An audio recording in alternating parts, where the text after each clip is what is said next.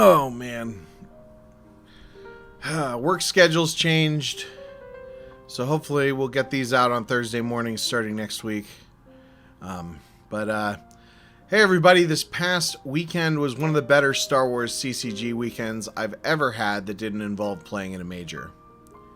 It started on Saturday in the early hours of the morning. I left the house around 7 a.m. and headed to Pittsburgh for my 6th in-person tournament of the year. Now, Google says that it takes 3 hours and 1 minute to drive to Black Lotus Pizza in Pittsburgh, but that's a damn lie. It's solidly a 4-hour drive, plus any time I take stopping for food, which is often a lot. Once I had about an hour under my belt, I stopped for breakfast at Bob Evans. Not the fanciest meal I've ever had, but I got the rise and shine with scrambled eggs, sausage links, and white toast. Despite it being a Saturday morning, they weren't too busy, aside from a large family of Mennonites.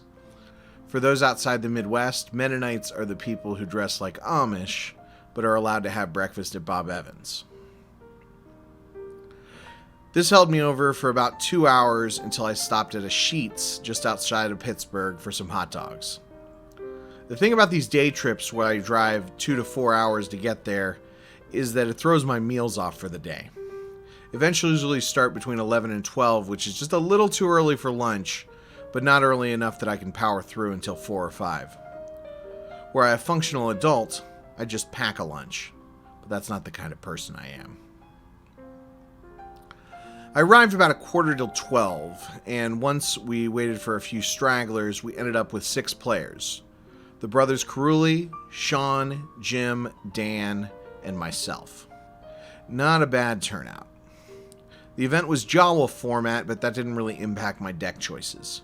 I played Naboo Defense Fighters Hidden Base, the one that we discussed on the most recent Bad Deck Breakdowns, and the old standard Court of the Vile Gangster. I was going to build a new Darkside deck, but didn't have time and or motivation the week before. Game 1 was against Jim. Jim's a new player and bought a few cards for me to offset my gas expense for the trip up.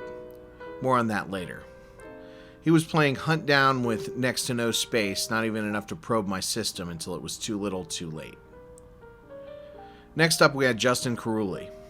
I believe I've only beaten Justin once before, but I felt good going in with my court against his Watch Your Step.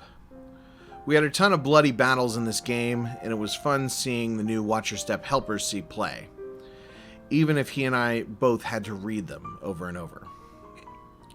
We went to time and I won by just a few cards. If we'd had another few turns, I probably would have been ahead on the board, but I couldn't seal the deal, and he could have gotten there. At this point, my nemesis Dan said something along the lines of, "Kendall's 2-0? Wow." Game 3 was versus Matt Carulli's TTO with my hidden base. When CRG asked me why is this deck bad on the podcast, I said it's because it's a space deck that dies in space. I didn't really have a plan against TTO and made a rookie mistake that led to 11 overflow on turn 2. At least it gave me a little break. Game 4 was another game versus Jim, this time the classic matchup of Court versus Prophet. I definitely made some mistakes in the game, including leaving a gift on table for an extra turn that included a key battle when I had Utaguta solo in hand. That said, games like these are why I love Court. We battled and battled and battled. Eventually I got there. He was a gentleman and conceded when time was called before we counted our cards. Great dude. Hope he sticks around. As usual, I left right after the event before even eating dinner. This turned out to be a mistake because I made a wrong turn before I got on the highway and ended up going around in circles for 30 minutes. Then once I got on the road, I was starving and didn't want McDonald's, so I had my wife direct me to a barbecue place in Washington, Pennsylvania. It was great barbecue, but I was in a weird headspace, and it took another 30 minutes and ended up costing me $50 for 2 sandwiches. My wife asked me to bring her one. There goes most of the gas money I got from Jim. So I missed getting great pizza from the venue and hanging out with the Pittsburgh crew, and still didn't get home until 10 p.m. Oh well, still a great day. Well, that went a little longer than I'd planned, so let's just say I was able to meet up with the other two Columbus players, Travis and Carl, on Sunday to get some games in.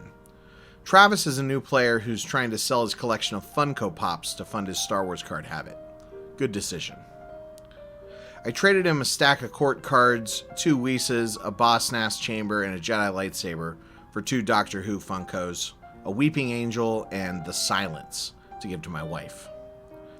This made up for the fact I was out late and didn't get her the groceries she needed to pack her lunch until an hour after she wanted to go to bed. Well, thanks for watching. We'll see you next time.